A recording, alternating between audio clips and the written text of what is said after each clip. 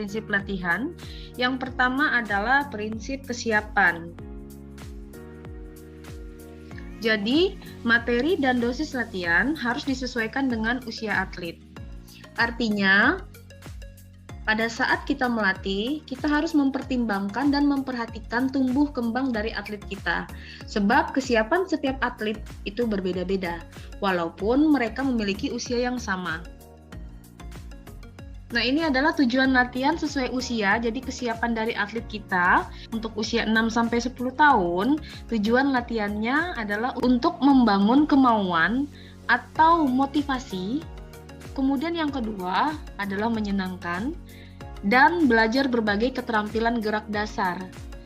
Terdiri dari lokomotor, non-lokomotor, dan manipulatif. Untuk usia 11-13 tahun, tujuan latihannya adalah untuk pengayaan keterampilan gerak. Di sini dikenalkan berbagai macam gerak dasar dari cabang olahraga. Kemudian untuk penyempurnaan tekniknya, teknik dasar tersebut, dan persiapan untuk meningkatkan latihan.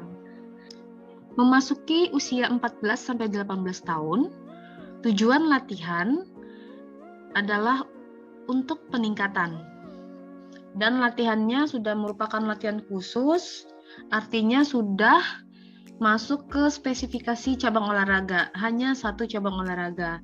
Kemudian di usia ini juga frekuensi dari kompetisinya juga mulai diperbanyak. Di usia dewasa, tujuan latihannya pasti sudah mengarah pada puncak penampilan atau masa prestasi. Jadi program latihannya sudah sangat kompleksitas. Prinsip latihan yang kedua adalah prinsip individual. Setiap atlet memiliki perbedaan dalam merespon beban latihan sehingga beban latihan yang diberikan tidak sama. Jadi respon atau reaksi dari tiap atlet-atlet itu maksudnya berbeda. Sehingga pelatih juga harus memberikan beban latihan yang berbeda pula. Ada atlet yang merasa latihannya terlalu ringan, ada juga atlet yang merasa beban latihannya terlalu berat. Sehingga program latihannya tidak bisa disamakan untuk setiap atlet. Ini yang disebut dengan prinsip individual. Ini adalah faktor-faktor dalam prinsip individual. Yang pertama, keturunan. Ini yang disebut dengan gen, jadi yang diwariskan oleh orang tuanya. Biasanya yang bisa kita lihat itu dari fisik, jenis otot, ukuran jantung, dan paru. Kemudian yang kedua ada kematangan, artinya semakin matang kondisi atlet, maka semakin mampu atlet menerima intensitas atau kualitas beban latihan yang tinggi. Yang ketiga, gizi. Jadi, latihan mengakibatkan perubahan di dalam jaringan dan organ-organ di dalam tubuh kita. Nah, karena ada perubahan tersebut, ya dari latihan tersebut kan terjadi perusakan ya. Perusakan tetapi sudah diarahkan yang lebih baik. Maka, untuk memperoleh jaringan dan organ tubuh yang baik tersebut dibutuhkanlah gizi. Ada protein, karbohidrat, lemak, dan nutrisi lainnya. Jadi, kalau misalnya kita punya program latihan yang berat, istilahnya harus menghitung output dan input makanan yang masuk di dalam tubuh kita. Sehingga, pelatih pun juga harus tahu cara menyusun menu dan jenis makanan serta kandungan gizinya pada saat sebelum, menjelang, selama, atau sesudah pertandingan. Yang keempat ada waktu istirahat dan tidur. Atlet memerlukan waktu istirahat atau tidur itu lebih kurang 8 jam selama sehari semalam. Tujuannya adalah untuk masa pemulihan organ tubuh sehingga terjadi proses adaptasi. Kalau misalnya atlet kita kurang istirahat dan tidur, maka tubuhnya akan tidak mampu menerima beban latihan yang lebih berat. Yang kelima, tingkat kebugaran. Tingkat kebugaran ini dipengaruhi oleh kebugaran energi dan otot. Kalau kebugaran energi terdiri dari sistem energi aerobik dan anaerobik. Kalau aerobik itu untuk daya tahan, anaerobik itu untuk kecepatan. Sedangkan kebugaran otot meliputi komponen dasar biomotor seperti ketahanan atau daya tahan atau endurance, kekuatan, strength, kecepatan, speed, kelentukan, flexibility, dan koordinasi. Jadi atlet yang tidak bugar akan merasa mudah lelah dalam menerima beban latihan. Kalau sudah seperti itu, nanti akan mengakibatkan cedera dan rasa sakit. Yang keenam, ada pengaruh lingkungan. Jadi pengaruh lingkungan ini bisa pengaruh lingkungan secara fisik maupun psikis yang akan berpengaruh terhadap kemampuan atlet kita dalam merespon beban latihan. Sehingga pelatih juga harus memperhatikan keadaan dan cuaca tempat latihan, kemudian juga bisa memperkirakan kemampuan atlet dalam menerima beban latihan. Contohnya, cuaca yang panas dan kelembapan udara yang tinggi akan membuat atlet kesulitan untuk menerima intensitas latihan yang tinggi. Tapi sebaliknya, di daerah yang cuacanya sejuk dengan tingkat kelembapan yang rendah akan membuat atlet mampu melakukan latihan dengan intensitas yang tinggi. Nah, ini harus diperhatikan buat teman-teman yang akan melatih ya, pengaruh lingkungan dalam latihan. Yang ketujuh, ada rasa sakit dan cedera. Jadi atlet yang merasakan sakit dan cedera akan kesulitan dalam merespon beban latihan. Oleh sebab itu, pelatih juga harus menyesuaikan beban latihan dengan melihat tingkat sakit dan cedera atletnya tersebut. Tapi sebaiknya kalau memang ada atlet yang sakit dan cedera yang berat ya, jadi dia perlu istirahat total. Terutama untuk latihan fisik yang berat. Karena kalau dipaksakan, sakit dan cederanya akan semakin parah. Yang kedelapan, ada motivasi. Jadi, setiap atlet itu mempunyai motivasi. Jadi, yang bagus itu kalau atlet memiliki motivasi internal. Sehingga dia memang kesadaran dari dirinya sendiri untuk berlatih dan bertanding dengan usaha yang keras dan mampu untuk tampil lebih baik. Biasanya juga atlet yang punya motivasi internal itu dia selalu bersemangat pada saat latihan dan bertanding. Bagaimana caranya supaya atlet ini tetap semangat? Ya dia harus membuat goal setting ya. Jadi goal setting itu tujuan dia di dalam latihan. Prinsip yang ketiga adalah prinsip adaptasi. Tubuh kita memerlukan jangka waktu tertentu agar dapat mengadaptasi seluruh beban latihan selama proses latihan. Jadi kalau kita meningkatkan latihan secara bertahap atau progresif, tubuh kita itu juga akan menyesuaikan terhadap perubahannya. Tapi yang perlu diperhatikan adalah tingkat kecepatan adaptasi setiap atlet itu berbeda-beda, tergantung dari usianya, kemudian usia atau umur ya. Tergantung dari usia atau umurnya, kemudian usia latihan, kualitas dari kebugaran ototnya, kebugaran energinya, dan kualitas dari latihannya. Berikut ini adalah ciri-ciri dari terjadinya proses adaptasi. Kita bisa melihat dari fisiologinya.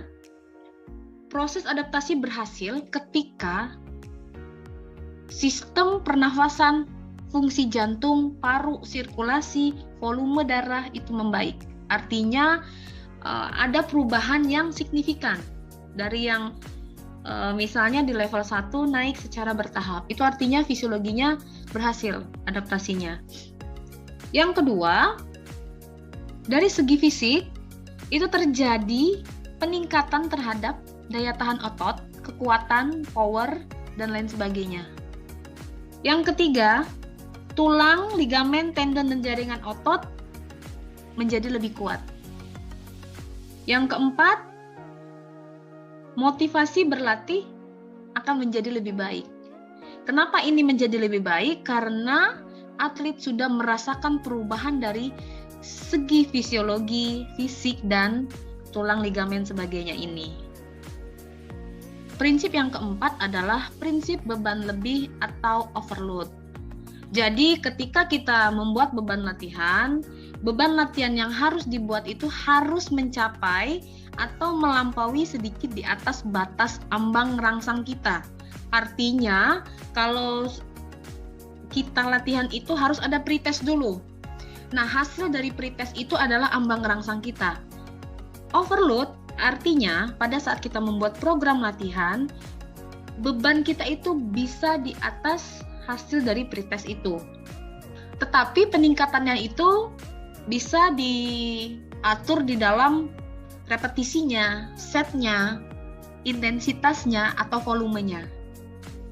Ya, jadi peningkatan latihannya harus di atas ambang rangsang. Bagaimana caranya untuk meningkatkan beban latihan sehingga terjadilah prinsip overload ini? Kita bisa memperbanyak, memperberat, mempercepat, dan memperlama dari latihan. Sehingga tingkat penambahan beban latihan ini akan berkaitan dengan frekuensi jumlah latihan kita dalam satu minggu, kemudian intensitas atau kualitas di dalam latihan, dan durasi waktu kita melakukan latihan. Prinsip yang kelima adalah prinsip peningkatan atau progresif. Yang dimaksud dengan progresif adalah dalam pelaksanaan latihan harus dilakukan dari yang mudah ke yang sulit atau sukar, dari yang sederhana menuju ke kompleks, dari ringan menuju ke berat, dari kuantitas menuju kualitas. Yang dilakukan secara ajak, artinya terus-menerus, kemudian maju. Itu ya, maju itu maksudnya mudah, sedang, sukar, itu maju. Kemudian berkelanjutan, artinya terus dilakukan. Kian hari kian meningkat. Prinsip progresif harus memperhatikan frekuensi, intensitas, dan durasi baik pada setiap program latihan harian, mingguan, bulanan, ataupun tahunan. Selain itu kita juga harus memperhatikan waktu recovery dan interval ya, waktu istirahat. Kalau kita salah membuat program progresif atau tidak melakukan prinsip progresif ini, maka prestasi puncak atlet itu akan terjadi sebelum atau sesudah kompetisi. Prinsip yang keenam adalah prinsip spesifikasi atau kekhususan. Setiap bentuk latihan yang dilakukan oleh atlet memiliki tujuan khusus, sehingga materi latihan harus dipilih sesuai dengan kebutuhan cabang olahraganya. Tetapi yang harus diperhatikan adalah otot antagonis atau yang berdekatan juga harus dilatihkan. Misalnya, kalau kita latihan itu yang kena otot bicep, maka otot tricepnya juga harus dilatihkan agar otot menjadi seimbang, jadi nggak besar sebelah. Kalau latihan di tangan kanan, tangan kiri juga harus dilatihkan. Kaki kanan, kaki kiri juga harus dilatihkan. Jadi nggak serta-merta karena kita spesifiknya menggunakan tangan kanan terus, nggak seperti itu. Kenapa tetap harus memperhatikan otot antagonisnya? Sebab kalau misalnya otot itu tidak seimbang, ya bisa mengakibatkan cedera pada otot itu sendiri. Prinsip yang ketujuh adalah prinsip variasi. Variasi maksudnya adalah bermacam-macam. Tujuannya dari prinsip variasi ini untuk menghindari kejenuhan, keengganan, keresahan yang merupakan kelelahan mental dari atlet kita. Gimana sih caranya untuk variasi latihan? Kita bisa mengubah dari bentuk latihannya. Misalnya hari ini bentuknya M, besok N, besok lingkaran, besok zigzag, besok lurus. Nah, seperti itu. Tempat latihannya di lapangan, di gor, di parkiran. Sarana dan prasarana latihan, alat-alat yang digunakan. Jadi misalnya kalau kita latihannya di kampus, sekali-sekali kita latihannya di gor, seperti itu. Ada juga variasi dari teman berlatih. Bisa dengan bertanding ya, games pada saat latihan, kemudian sparring partner, itu salah satu juga untuk variasi supaya atlet itu nggak bosan, tapi tujuannya tidak boleh berubah ya, sesuai dengan perencanaan program latihan. Kalau dia ada di persiapan umum, tujuan latihannya apa, jadi sparringnya sesuaikan dengan tujuan latihan tersebut. Prinsip yang ke-8 adalah prinsip warm up and cool down.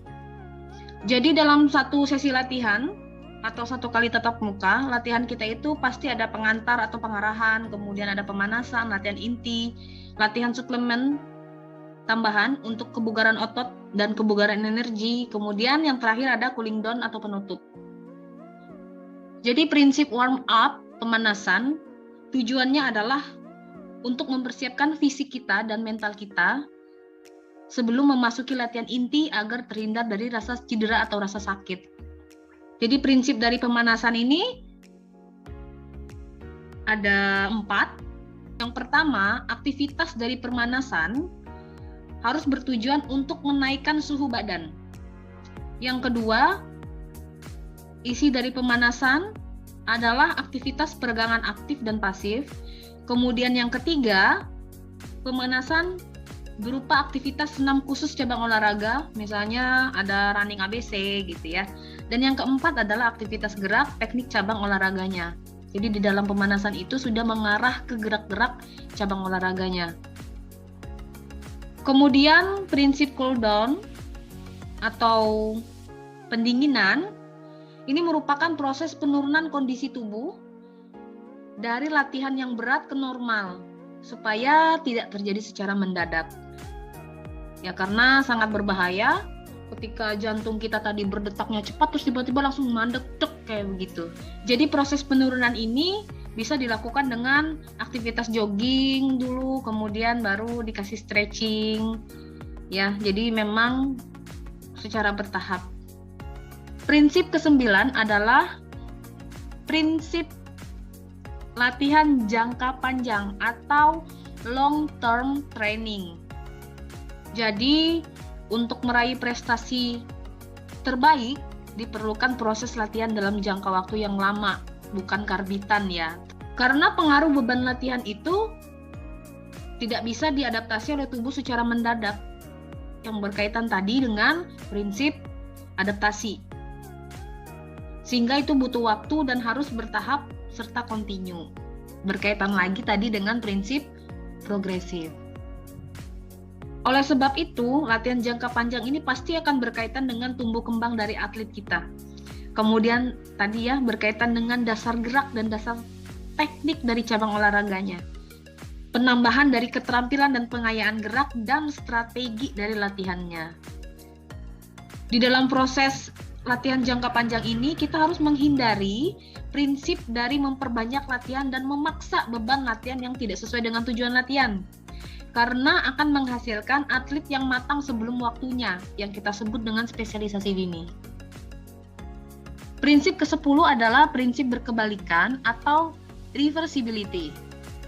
Maksud dari prinsip berkebalikan adalah jika atlet kita berhenti dari latihan dalam waktu tertentu atau waktu lama, maka kualitas organ tubuh akan mengalami penurunan fungsi secara otomatis.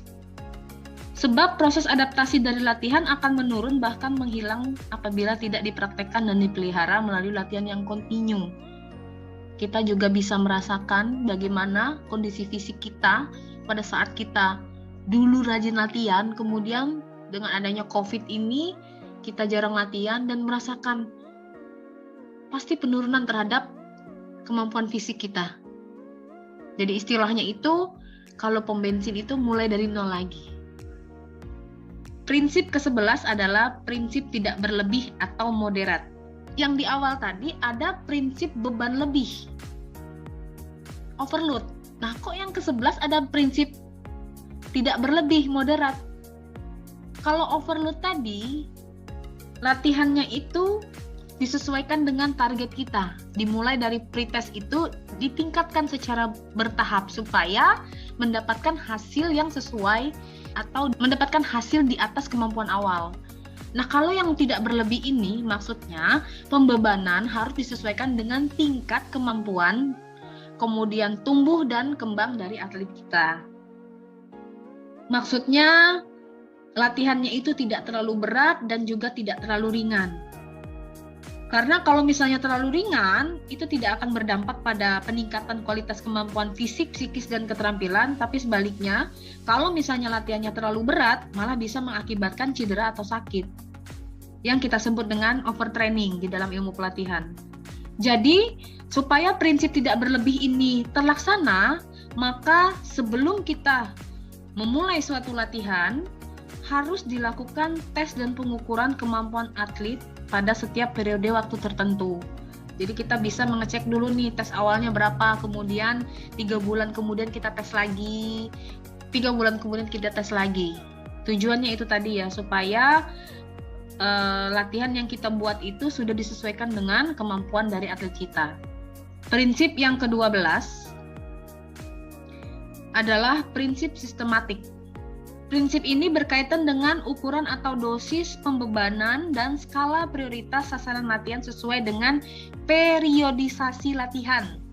Ya, jadi periodisasi latihan itu ada persiapan umum, persiapan khusus, prakompetisi, kompetisi, dan transisi. Jadi kita harus membuat program latihan sesuai dengan periodisasinya.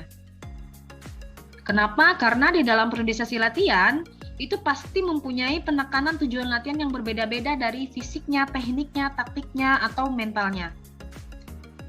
Tapi di dalam satu kali tatap muka atau sesi latihan, diupayakan mencakup semuanya dari fisik, teknik, taktik, dan mental itu. Walaupun bobot penekanan intensitas yang diberikan disesuaikan dengan periodisasinya tadi. Itulah 12 prinsip-prinsip pelatihan yang perlu pelatih pahami dan perlu diterapkan. Cukup sekian pembahasan mengenai prinsip-prinsip latihan.